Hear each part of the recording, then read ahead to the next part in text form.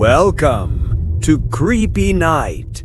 He arrived at Ravenscroft Hall as its new master, but the house had been waiting for him. In the silence of the vault, a voice whispered from the silver, "Edward, welcome home." The carriage rattled along the rutted road that wound its lonely path through the skeletal trees of the moor, and Edward Mortimer, peering through the misted window, could not suppress a shiver that had nothing to do with the chill of the October evening. Ravenscroft Hall, his newly inherited estate, loomed ahead like a shadowed monolith, its gables and turrets half hidden by fog and the skeletal arms of leafless branches. The mansion had not known a living soul for decades, save perhaps for the occasional whisper of local superstition, and the very air seemed to carry a weight of expectation, ancient, stern, and suffocating. As the carriage wheels crunched over the gravel forecourt, Edward's mind wandered to the circumstances of his inheritance. Lady Isolde Ravenscroft, distant cousin and the last of the Ravenscroft line, had died with little fanfare and fewer friends. Edward had never known her well, yet her passing had brought him this vast, decaying inheritance, complete with its labyrinthine corridors, shuttered windows, and a legacy steeped in silence and rumor. He felt a strange mixture of anticipation and dread. To step within Ravenscroft Hall was to step into the echoes of lives long vanished, and perhaps, as local tales hinted, into the watchful gaze of lingering spirits. The doors of the carriage groaned under the weight of age and neglect as Edward descended onto the uneven cobblestones. He paused to survey the hall's exterior. The stone walls were mottled with the lichen of centuries. The once grand portico sagged under the weight of ivy, and the gargoyle-laden parapets appeared to leer down at him with contemptuous eyes. The wind carried a faint moan through the half-broken windows, as though the house itself exhaled in anticipation, or in warning. Edward's key turned stiffly in the ancient lock, and with a reluctant groan, the door opened to admit him into a vestibule where shadows pooled like dark water. Dust motes danced in the wan light that filtered through stained glass panes, their colors muted and melancholic. The air was heavy, scented with the mingling decay of parchment, wood, and a hint of something acrid, almost metallic. Each footstep reverberated through the cavernous holes, announcing his presence to unseen observers, as though the very walls were keenly aware of the arrival of their new master. His eyes were drawn first to the portraits that lined the walls, stern-faced ancestors whose eyes, despite centuries of paint and varnish, seemed to track his movements. Edward could not shake the sensation that the eyes were alive, silently appraising him, weighing him against standards he could not hope to meet. Their expressions, some stern, some sorrowful, all shared a common intensity, as though the house itself had concentrated generations of expectation and despair into the lines of these painted faces.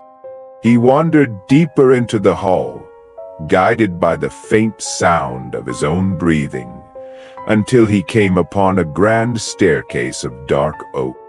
Each step creaked beneath his weight, echoing like a whispered warning. From the landing above came a faint draught that smelled of damp stone and the lingering scent of old candle wax. Edward felt, inexplicably, that the house had been waiting for him, that his footsteps were not merely intruding, but fulfilling some long-forgotten ritual. In the upper reaches of Ravenscroft Hall lay the family quarters, long abandoned and filled with the debris of disuse. Edward moved cautiously, running his hands along the railings, brushing away cobwebs that clung like delicate veils. Behind one door, he discovered the library. Towering shelves sagging under the weight of volumes bound in leather cracked with age, their gilt lettering dull. The room seemed to sigh as he entered, as though relieved at being disturbed after so many silent years. He ran his fingers across the spines, reading the titles. Treatises on history, philosophy, and arcane arts, some penned by his own forebears, others collected from distant lands. But it was the discovery of the hidden family vault that truly seized his attention. A narrow door, almost imperceptible behind a false panel, opened into a chamber that smelled of earth, metal, and old secrets. Within, Edward found a collection of heirlooms and jewelry, carefully stored in chests of dark mahogany. Each item bore the meticulous craftsmanship of a bygone age, yet among them lay one object that drew his gaze and refused to release it. A bracelet, delicate and sinister, wrought from silver and blackened in places, as if by some deliberate antiquity.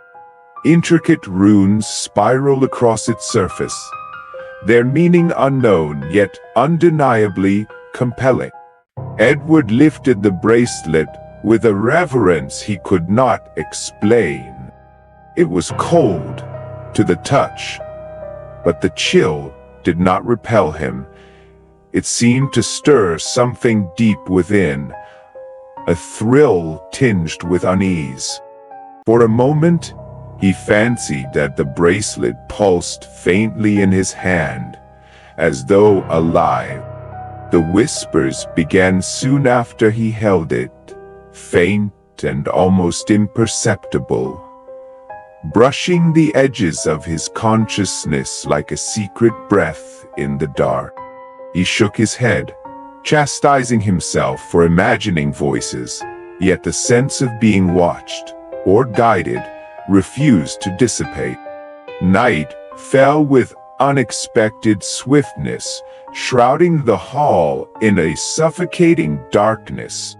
Edward lit candles and torches, their flickering light casting grotesque shadows upon the walls, stretching and contorting the portraits into distorted visages that seemed almost to move.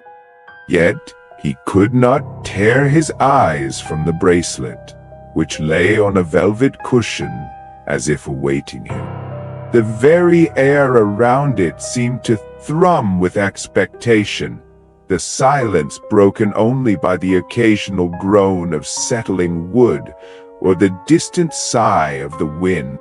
He retired at last to a modest chamber within the estate, but sleep would not come easily.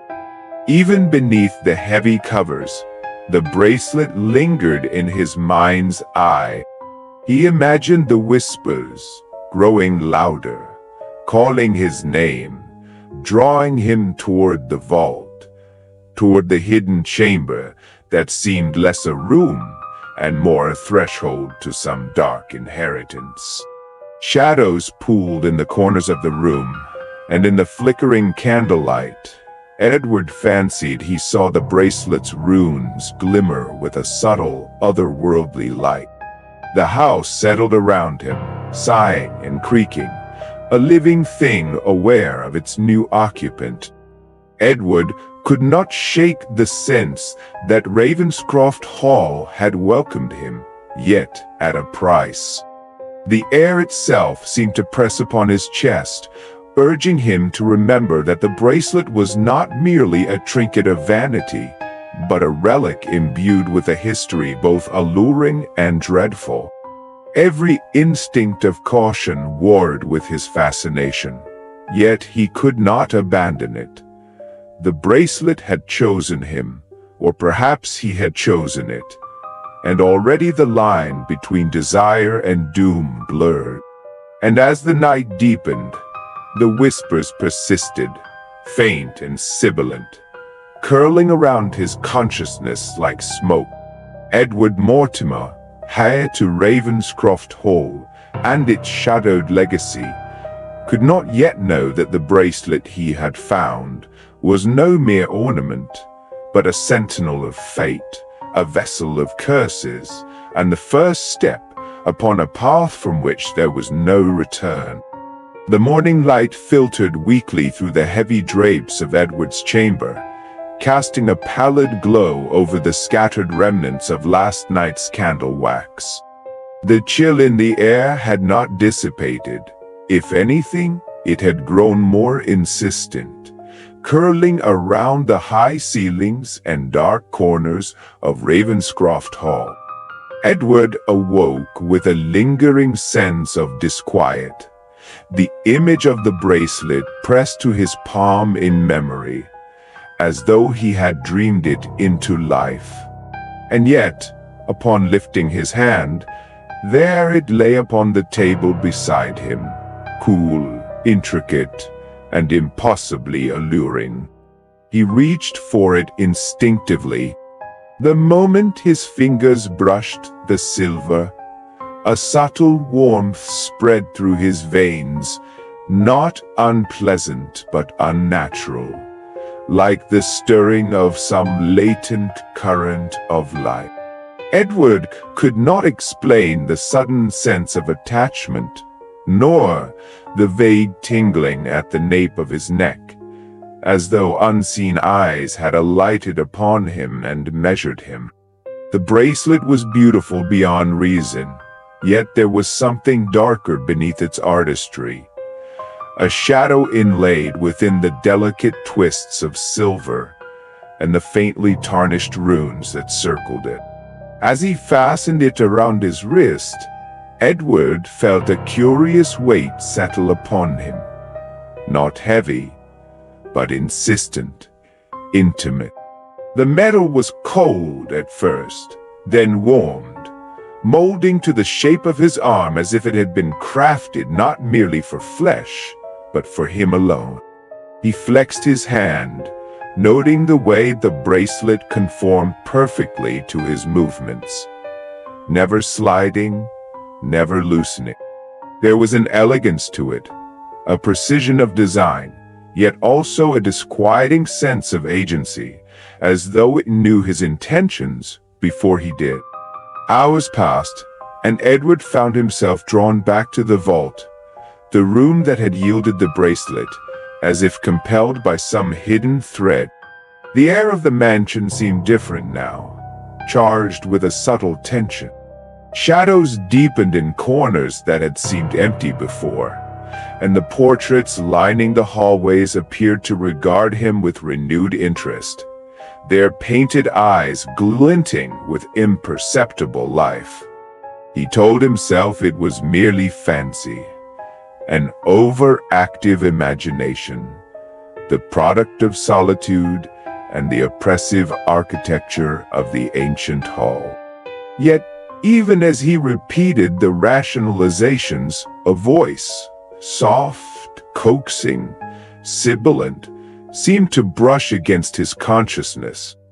At first, it was indistinct, like the whisper of the wind through the trees outside.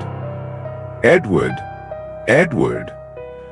The sound was so slight, he thought he imagined it, but soon it became more insistent, curling around the edges of his awareness, weaving through the silence of the hall, insinuating itself into his thoughts. The voice was not loud, but it was intimate, familiar almost, speaking in a cadence that seemed to echo the rhythm of his own heartbeat. And yet, every time he sought its source, the air remained empty, the room unbroken, the shadows still. Edward's nights became restless. He would awaken in darkness, convinced the bracelet had tightened upon his wrist during his sleep, constricting just slightly, reminding him of its presence. At times, he would hear faint movements around the house, scraping floors, the soft creak of hinges, or a door that shifted without wind. The whispers multiplied, fragmenting into innumerable tones, overlapping, sometimes harmonizing, sometimes murmuring in discordant tongue. He began to recognize fragments of phrases, a warning, a plea, a lament. Do not forget. The legacy, the shadow, he comes. Despite, or perhaps because of, these occurrences, Edward's fascination with the bracelet grew. He wore it constantly, unable to remove it for more than a few minutes without a deep and aching sense of incompleteness, as though a part of his very self had been claimed by the object. Mirrors became treacherous. He noticed subtle changes in his reflection, a shadow where there should be none, a slight pallor to his skin, the eyes in the glass reflecting something other than his own, a glimmer of awareness beyond his control. It was as if the bracelet not only adorned him but observed him, gauging his reactions, learning his habits, entwining itself with his essence. Visitors to Ravenscroft Hall, though rare, sensed the change as well. The housekeeper, a woman whose family had served the Ravenscrofts for generations, began to avoid his chamber, muttering prayers under her breath. A neighboring farmer, called upon for maintenance work, recoiled as Edward extended his hand to direct him, noticing the glint of the bracelet. "That thing," the man whispered, eyes wide with fear. "It belongs to shadows, sir."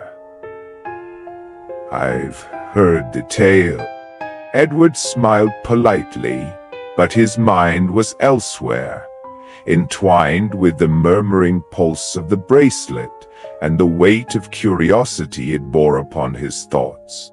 Edward began to explore the histories of the artifact with meticulous attention. Letters, ledgers, and diaries hidden in the mansion's library revealed accounts of previous owners, each entry ending abruptly or in despair. A merchant in Prague who had owned the bracelet vanished one winter without trace. A baroness in Vienna succumbed to madness after claiming it for her collection. Even Lady Isolde, whose passing had brought Edward the estate, had written of voices in the shadows, and the sensation of being observed by a will not her own. The bracelet's trail wove a tapestry of obsession and ruin, yet rather than deterring him, these accounts only deepened his fascination. It was as though the object demanded recognition, compelled study, required intimate acquaintance. Soon, the whispers evolved into conversation. Edward would hear them when he sat alone in the dimly lit library, bending over an ancient text, voices pressing suggestions, giving directions, recounting memories not his own. They spoke of long corridors he had never walked, hidden chambers beneath the hall, and events he had never witnessed. The stories were vivid, intimate, and often tinged with dread. And gradually, Edward began to perceive a strange interlacing of these spectral recollections with his own thoughts, as if the minds of the bracelet's prior wearers pressed gently, insistently, against the boundaries of his consciousness. Sleep became a fragmented haze. Dreams were no longer dreams but vivid memories. Shadowed rooms, cold stone, the glint of silver on flesh, hands clasping and twisting the bracelet in terror or desire. Edward would awaken with the bracelet cold against his wrist, yet his pulse racing, his mind dizzy with visions of lives he had never lived, tragedies he had never witnessed. Yet, in each instance, he felt a peculiar intimacy, a knowledge that these stories were meant for him to teach, to warn, or perhaps to ensnare. By the end of the first week, Edward began to feel the insidious change. His reflection in the mirrors seemed hollowed, the eyes not quite his own, the countenance paler than before.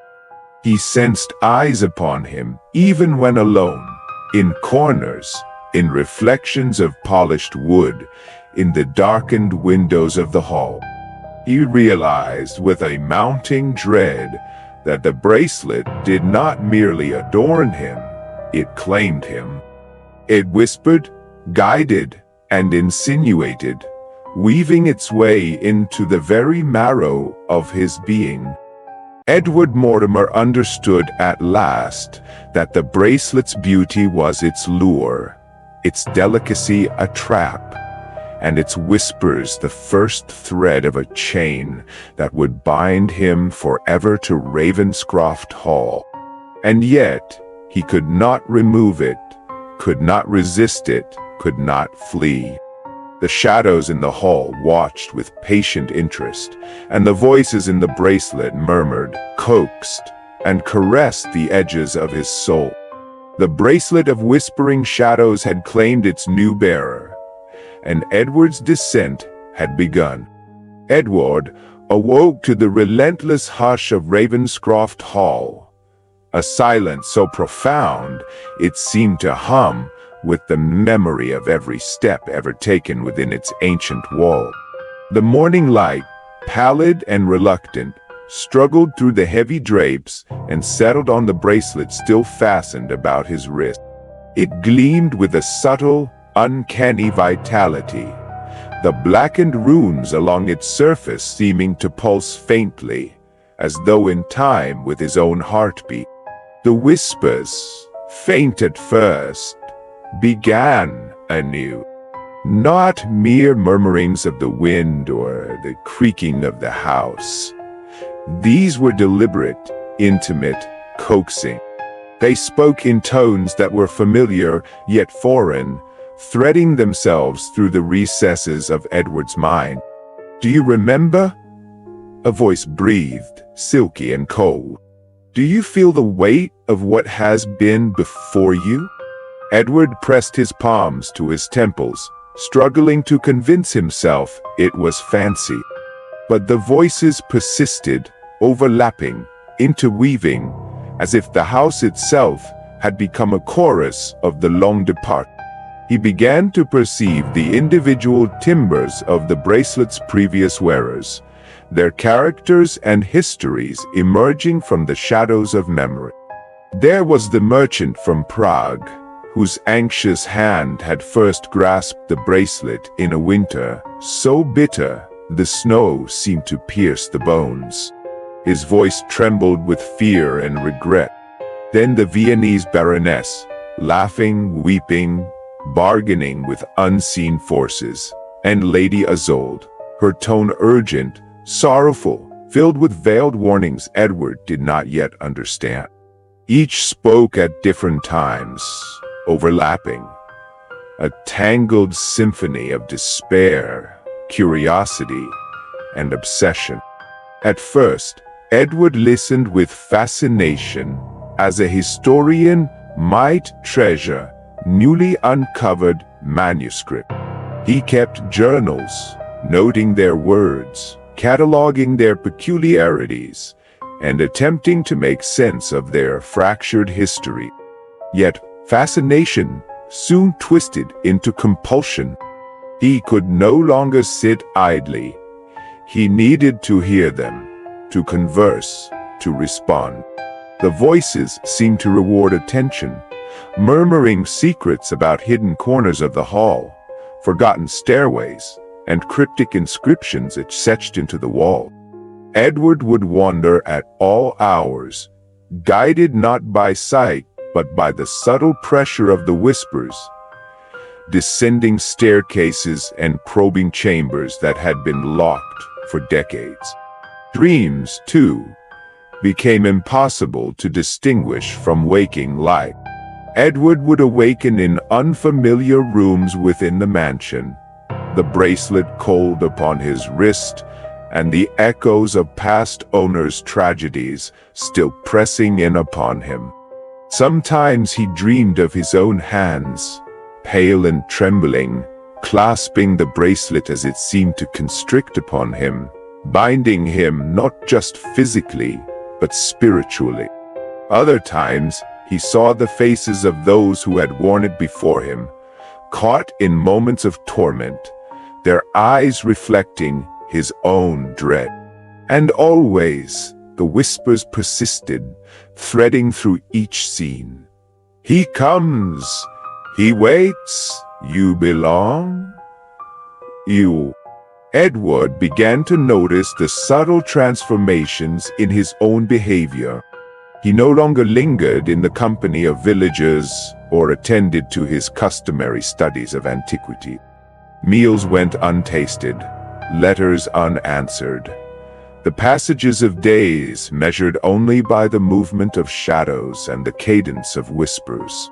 He found himself speaking aloud to the voices, though no one else was present, asking questions, responding to commands, and taking note of each subtle suggestion. The bracelet seemed to hum in approval, tightening minutely upon his wrist with each act of devotion, binding him ever closer to its legacy. Strange phenomena accompanied these nights and days. Objects would move without cause, books sliding from shelves, doors opening and closing on their own, the faint scent of perfumed decay drifting through the air.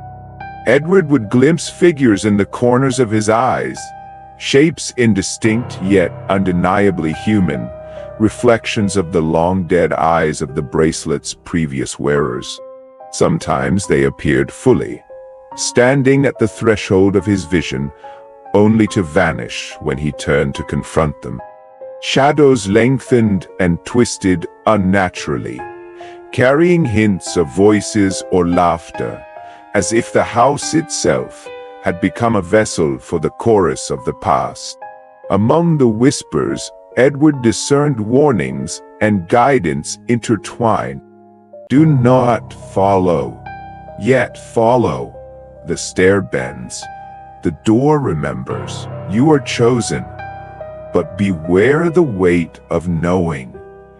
Every utterance seemed at once helpful and deceptive, a riddle that tugged at his curiosity while tightening the noose of obsession around his will. He began mapping the mansion anew, documenting secret passages, hidden panels, and subterranean chambers he had never noticed before. Each discovery, though, only led to more whispers, more voices, and more urgency to act according to their inscrutable design. Even the daylight hours were invaded. Edward noticed his reflection in the polished surfaces of the hall, and each time, the eyes he saw were not entirely his own. There was a shadow behind them, a depth that he had not known, a glimmer of awareness that did not belong to him. Sometimes, for the briefest instant, he believed he saw the faces of the previous wearers reflected within his irises, observing him, judging him, claiming him. These visions left him shaken yet inexorably drawn back to the bracelet, as though it had embedded a seed of need within his very consciousness. The culmination of these experiences came on a night heavy with storm clouds and lightning. Edward, driven by a force he could neither name nor resist, carried the bracelet to the deepest chamber of the vault, a room he had discovered only days before, its door hidden behind a false wall, inscribed with cryptic symbols and patterns that resonated eerily with the runes on the bracelet itself. As he stepped inside, the air grew thick and cold, each breath a visible wisp that lingered unnaturally. The whispers converged into a singular voice, echoing from the stone walls, commanding and intimate. Come and know what is yours. Know what has been claimed before you, and what will be claimed after. Edward obeyed. The bracelet pulsed upon his wrist, and he felt a wave of vertigo, a dizzying awareness of the passage of time, of lives layered upon lives, of tragedies uncountable. He heard, clearly now, the final moments of each wearer, the terror, the surrender, the slow melding of their will into the bracelet's shadowed legacy. And within that chorus, he recognized an echo of himself, not yet claimed, yet inevitably entwined, as though the act of listening alone had begun the process of binding. By the storm's end, Edward returned to his chamber, trembling, his thoughts tangled with the voices of the past. He understood, with a chilling clarity, that the bracelet's whispers were not mere hallucinations, nor products of a lonely mind. They were the souls of those who had worn it before him, trapped, preserved, and endlessly aware. And he had become the latest in the lineage of obsession, the newest mind intertwined with the chorus of shadows, the newest bearer of a curse that had outlived centuries. From that night onward, Edward's life and the bracelet were inseparable. Each day brought deeper insight, but also greater surrender. The whispers guided him, haunted him, instructed him, until the boundary between his will and theirs was indistinguishable. Ravenscroft Hall itself seemed to recognize the change, the shadows swelling, the portrait's eyes gleaming with acknowledgement, and the very walls reverberating with the memory of generations long departed. Edward Mortimer, historian, scholar, and now servant to an artifact older than memory, could no longer tell where the past ended and he began. The voices of the past had claimed him, and the bracelet pulsed with life, carrying the weight of 1,000 whispered shadows, promising that the descent had only just begun. The days at Ravenscroft Hall had begun to blur into one another, the line between night and day fading under the influence of the bracelet. Edward's hours were no longer measured by sunlight or clocks, but by the murmuring pulse of the cursed silver coiled around his wrist. Each whisper now carried a weight that was impossible to ignore. Not mere voices, but demands, urgencies, suggestions laced with the experiences of centuries. They coaxed him deeper, guided his hands, sharpened his focus, and twisted his desires toward their inscrutable purpose. Edward could feel the transformation as a physical thing, creeping along his veins, settling into his marrow. His reflection in the mirrors grew increasingly unfamiliar. The eyes staring back at him seemed shadowed, aware, almost accusatory. The lines of his face appeared hollowed, as though the life that once animated them had been partially siphoned into the bracelet's legacy. His own thoughts no longer belonged solely to him. They interwove with memories of merchants, baronesses, and Lady Isolde herself. In moments of solitude, he would close his eyes and see flashes of past tragedies. Hands clasped over the bracelet in terror, silent screams etched upon faces frozen in despair.